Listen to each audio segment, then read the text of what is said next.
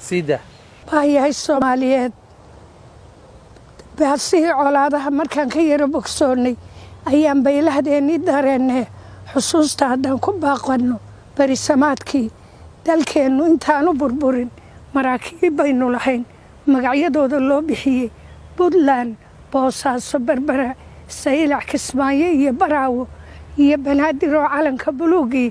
ka babada dushooda badan baynu lahayn baasha kalena xoolaheena badan iyo beeraha waxa ka soo baxa babayga iyo muuska iyo cambaha iyo bambeelmada iyo muuska iyo beeyadeenaba qaar beegayaynu lahayn iskuulo lagu soo barbaariyo jaamacado cilmiga laga barto badan baynu lahayn isbitaallo iyo takhaatiir beesalaano danyarto ay ku badhaadho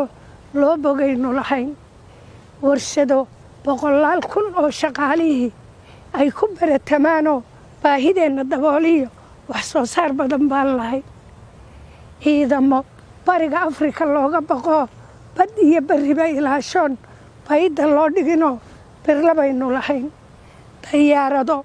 kala baabaho baylooda beer adagi beelka intay u xidhaan buubayaynu lahayn maantana barxadaynu naallo si buuxda u aragtaan oo walaalkii ruux bireeyay bohol buu ku dhacayo asaagii beegsan waaye baayahay Soomaaliyeed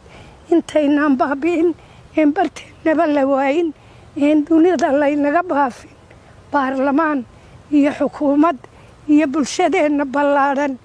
iyo ugaasiyo suldaan iyo boqorrow malaha waa baabantihiine khayga isku biirsado bisinka intaa qabsataan in naga baktiyo colaadda wabilaahi tawfiiq هذه